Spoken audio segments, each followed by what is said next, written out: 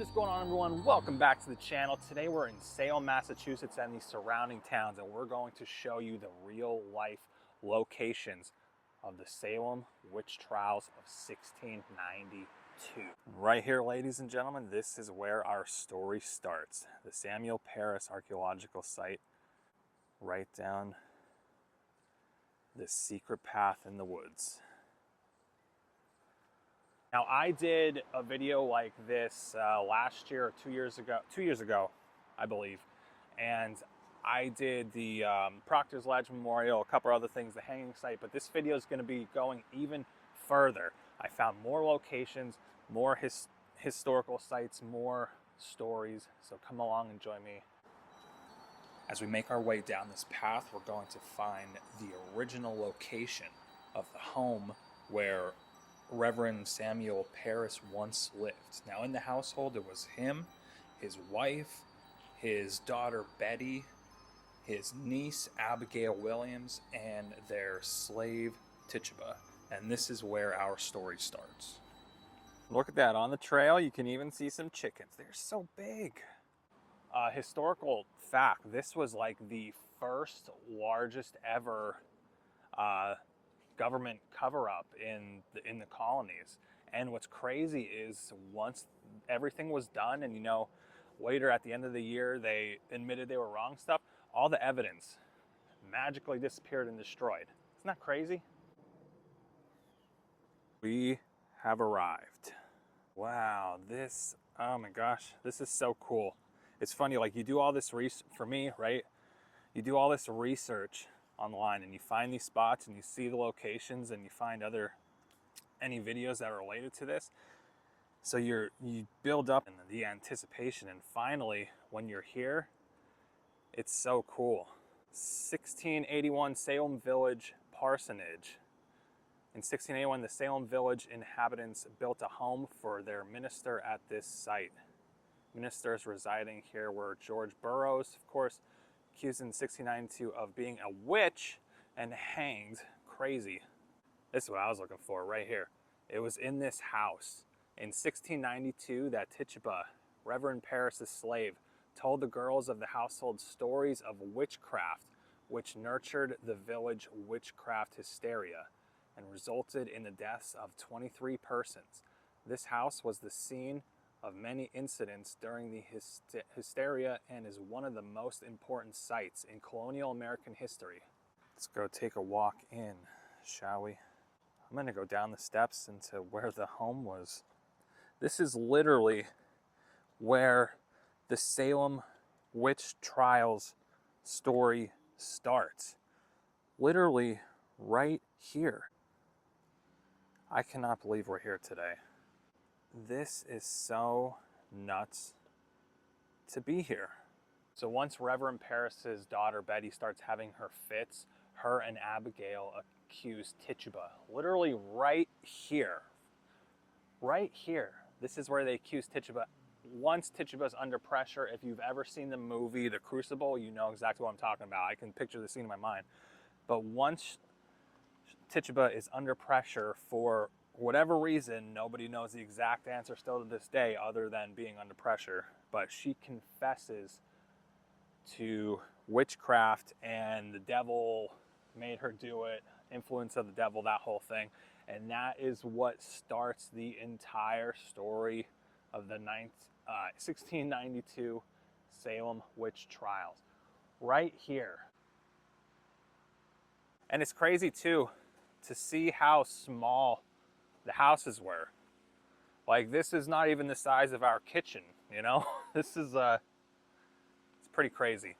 But right here, walking the steps of historical dark history in Salem, Massachusetts. That was really cool to see, was it not? Oh my gosh, this was awesome for me. So without further ado, let's go to our next location. We're gonna head to the homestead of the one and only Rebecca Nurse, the 71-year-old who was accused of witchcraft and hanged. Church in Salem Village. I'm pretty sure this was the church that was around during the witch trials. Next location, we've made our way to the Rebecca Nurse homestead. And actually, this is pretty cool. I was unsure where to park, but look, if you come back here, they just have open fields that you can park in. And apparently there's a lot of people here today. Let's check out the homestead of Rebecca Nurse, and it's straight ahead, that red building right there. Now, FYI, it does say right here, all visitors, please check in at the barn. It looks like they want you to pay tickets for a full-blown tour and that. But we're not going to do that. We're just going to show you briefly what we got going on here. So this was the home of Rebecca Nurse. Now, from what I understand, it was about half this size when she actually lived here. They redid some things and added on. Looks like they, you know, are showing that she had a garden too. But yeah, you could actually tour this. We're not doing that today because we have a lot of parts of this video. Just wanted to get a shot around this side. This is really cool. Can't believe Rebecca Nurse, the famous Rebecca Nurse in the Salem Witch Trials, lived right here.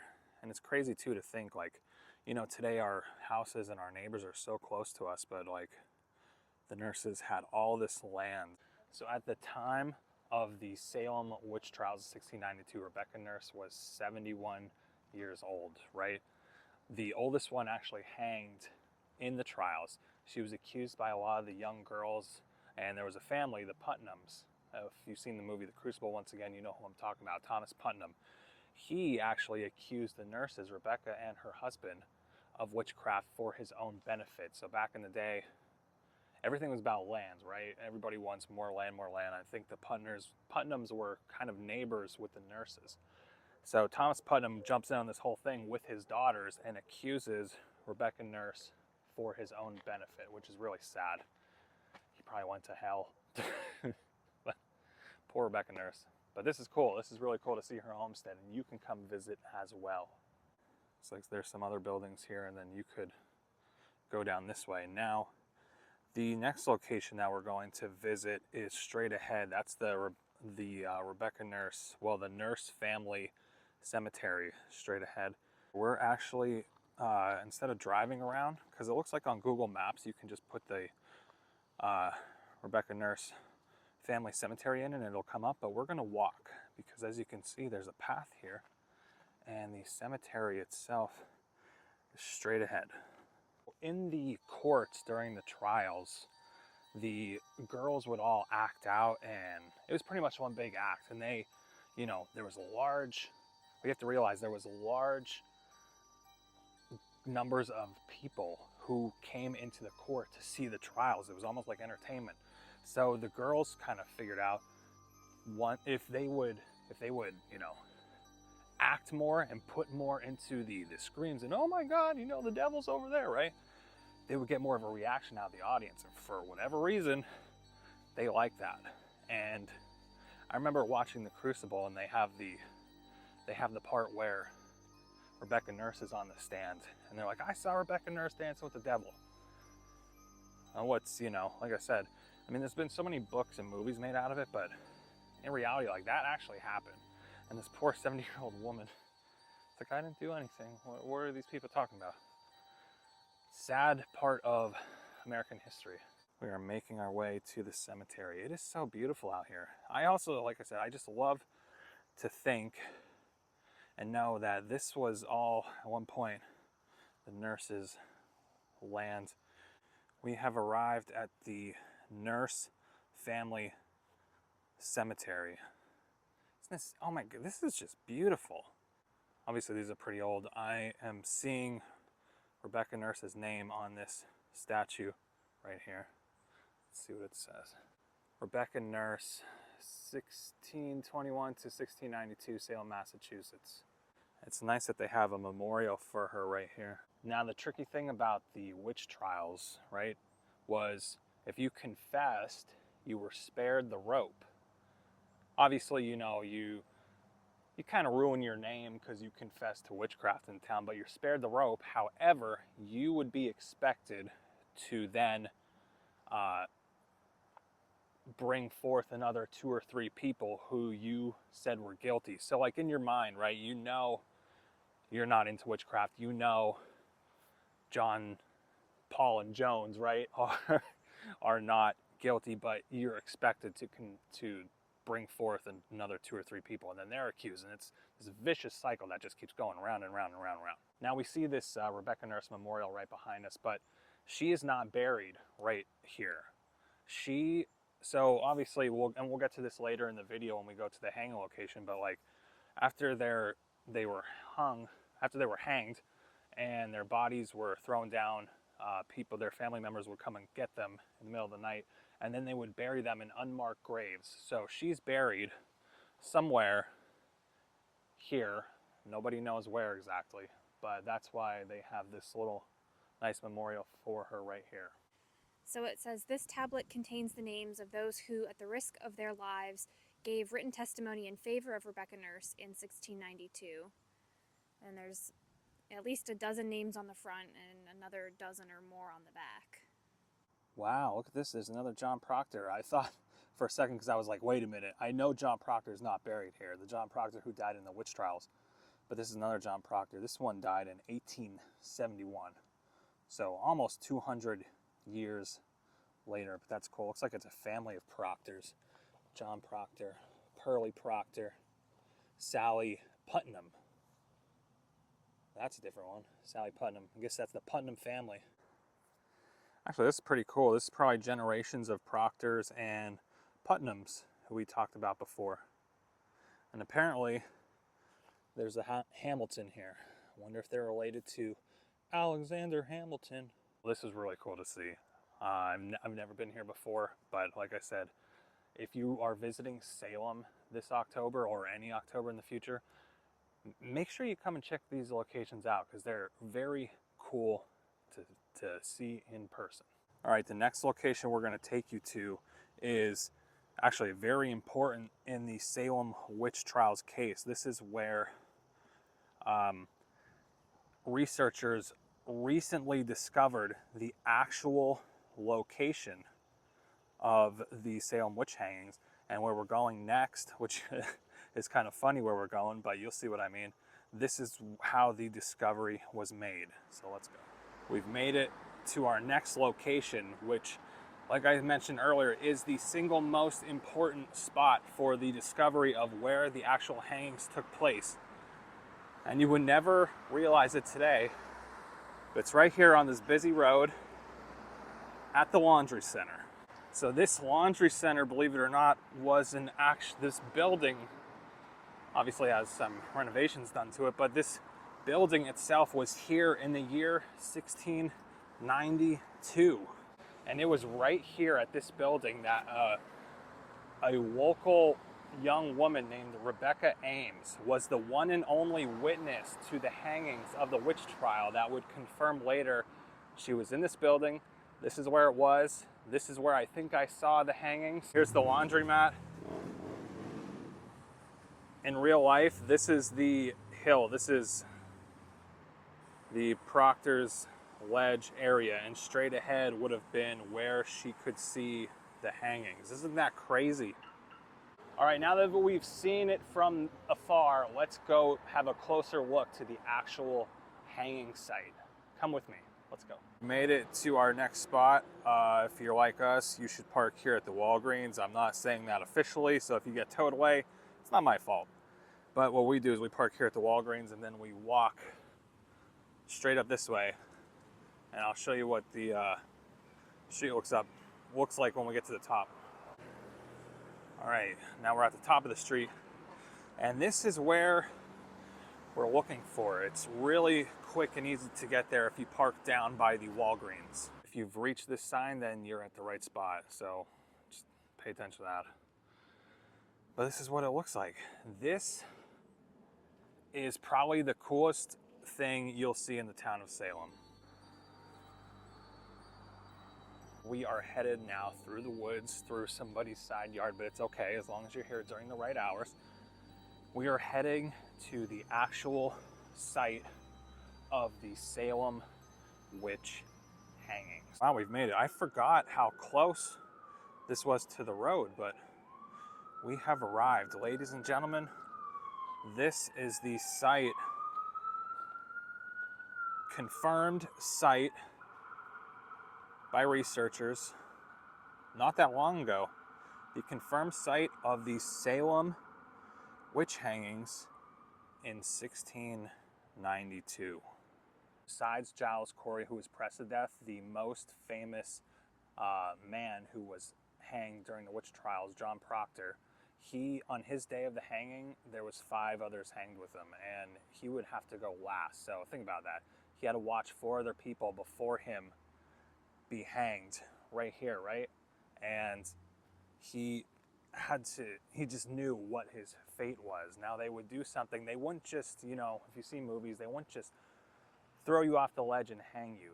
They would do something that was called turn off the ladder. So they would put you up and then they would basically turn you that way, and it made it more like you would struggle more. You wouldn't die instantly. It would be a slow, kind of painful death. And that all happened right here. Pretty flippin' crazy, crazy scary. Now once the hanging was done and the poor victims were confirmed dead, the townspeople and the judges and who was ever doing this terrible deed would take the lifeless bodies of the victims and throw them down this hill, down at the bottom, and then they would just stay there. And it's all fenced off today, but wow, this was here, oh my gosh, this was here the last time I was here a couple years ago. Still here. So the bodies would be down there and they would just kind of be left there. Now what would happen once it was the undercover of night and the judges and the crowd and the townspeople all left, the family members, for example, like the family members of John Proctor, they would return, they would grab the body, they would secretly carry it out of Salem. So John Proctor, for example, lived in Peabody, town over. They would take his body back to his farmland, and just like we saw Rebecca Nurse earlier, they would bury their bodies on their homeland in unmarked graves, so nobody ever knew where they were. But it was kind of up to the families to come back and retrieve their bodies, or they would be left right there.